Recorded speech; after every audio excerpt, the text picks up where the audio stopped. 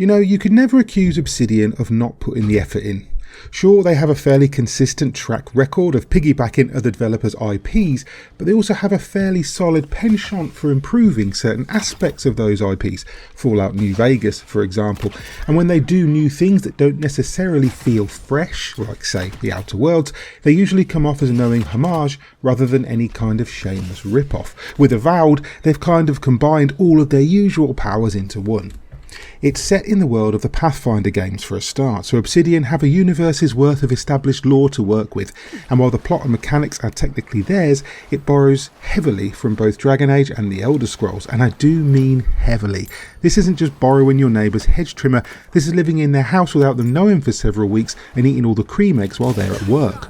But before you start sharpening those knives or fluffing my pillows depending on which way you lean, I'm not throwing shade at Avowed. In fact, it's pretty fantastic in a lot of ways. All I'm really doing is giving you fair warning to go into this expecting to see a lot of things you've seen before and very few things that you haven't. In creating the player character, Obsidian spun the wheel on generic fantasy titles, skipping past Adventurer, Warden, Champion, Inquisitor or Traveller to land on Envoy, as that is what you are and what everyone calls you the moment they meet you, whether you're currently exercising diplomacy or picking bits of their mates out of your boot treads. For you are indeed an envoy, representing the Adaran Empire, a big collection of bastards currently invading the neighbouring country with a fairly genteel approach. There's resistance, of course, and you can bet your last gold coin that you'll be embroiled in it somehow, particularly thanks to a rogue faction of the Adaran military who really like burning things down. They're headed by an Inquisitor, that's a second spin of the wheel there, who's 6 feet of bitch in a 7-foot armoured suit and manages to stay just a few quests ahead of you throughout the story. Your tale begins when your boat sinks during the journey over from Adir, naturally, which is unfortunate but also fairly predictable and ultimately kind of pointless to the story. It's not long after you wash up on the shores of the Living Lands that you find the country in the grip of a blight that corrupts wildlife and poisons magic, and immediately get to business saving the local ambassador. You're joined right away by Kai, a big fella with scaled skin and a knack for one-liners who acts as your guide.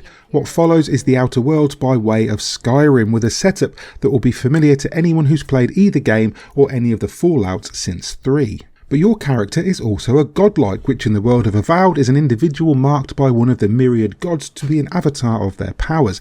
The first problem is the blight is sending them doolally and making them highly dangerous. The second problem is you don't know which god is your patron, a mystery which forms the backbone of the story. The third problem is that being a godlike makes you grow weird plant-like appendages on your face, which at best look like you've got gills above your eyebrows, and at worst like you've got an entire tree wrapped around your head. I'm not keen on any of the designs you can choose from, so I opted not to show them. It's only cosmetic though, and NPCs will be able to see them, although how they react varies madly.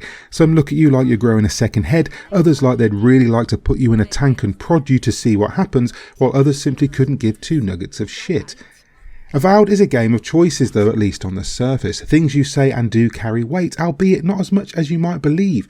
Your companions, of which there are 4, will follow you everywhere regardless, and even offer special quests to let you help them out in a personal matter. Well, Kai does. For some reason I never triggered the companion quests of the others. The thing is though, a lot of the rare dialogue options will be locked off completely because of how restrictive the skill system is. Now, before you remind me that actually the skill system is totally free-form and very unrestrictive, allow me to explain. While you're not locked into any of the 3 main disciplines of fighter, ranger or wizard, and are free to cherry-pick skills from any tree with very few stipulations besides your character level, the game does nothing to explain the downsides of this. So you're encouraged to try a bit of everything, using a fighter skill to conserve stamina while dodging in heavy armour, for example, or using a wizard skill to wield that crazy powerful fireball, or a ranger skill to increase the damage of the ridiculously satisfying flintlock guns you're carrying. But you're also punished heavily for doing so, as you'll struggle to fight even low level mobs, and if you don't focus on just 2 core stats, you'll soon get dialogue checks you've no chance of passing. It creates a weird dichotomy where it's impossible to resist trying a little bit of everything because the skills and abilities here just taste so good, but where the game slaps your plate away if you pile it up too high. At times I really struggled with the combat, made all the worse by the constant comments of your allies. Your weapon is totally ineffective. Yeah, no shit Kai, thanks for the update. Upgrading weapons and armour is hard work too though. You'll need to grind a lot of resources, including very rare Ardra, to upgrade normal weapons and armour through 5 rarity levels, while unique gear has special skills attached that require even scarcer resources to unlock, and earning money simply isn't that easy when high tier gear is so expensive. Combat in Avowed is primarily first person, although you can opt to play in third person if you want to. I wouldn't recommend it though. While it's nice to see how sexy your armour looks and marvel at the frankly hideous godlike growths on your face, it's not a game made for third person. Movement is slidey and imprecise, while simple acts like collecting a health potion from beneath a table or mantling a ledge become crystal maze-like challenges for your clumsy limbs. In first person, you lose few little things, but gain some much needed grace in return. The sheer number of combat options is impressive and highly satisfying though. You can wield anything you want in either hand, with the exception of specifically two-handed weapons. So you can carry a sword in your right and a spellbook in your left, maybe rock a pistol and a shield, or dual wield daggers, axes, guns or swords. There are also great axes and great hammers, great swords, rifles, bows, staves and spears, and unique weapons come with their own special buffs and boons that trade build diversity for raw damage.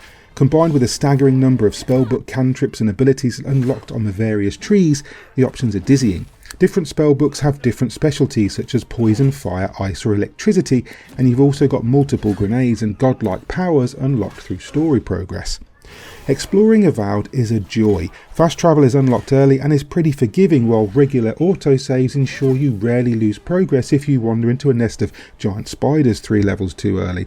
It's also gorgeous to look at, from seaside meadows to an almost fairy-like forest and a sprawling desert.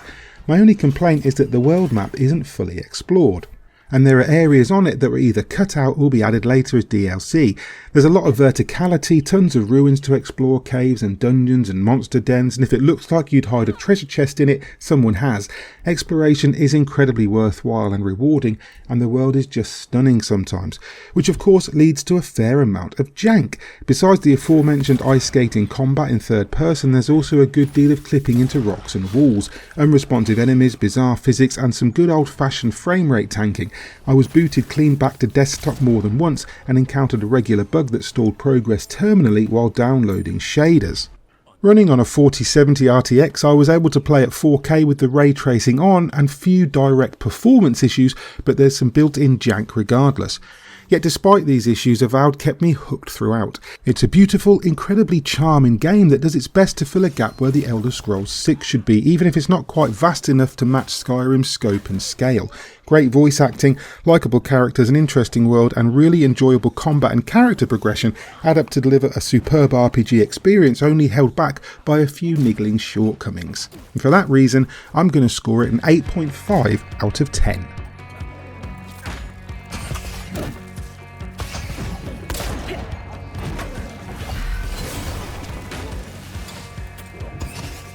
Hi there, Mick here from Loot Level Chill. I hope you enjoyed that review of Avowed from Obsidian Entertainment and Xbox Game Studio. Here at Loot Level Chill, we're entirely independent and rely on your support, so if you found the video helpful or entertaining, a like and a sub go a very long way. And if you really want to help us out, you can support our Patreon for as little as £1 a month. Any support is greatly appreciated. Thanks.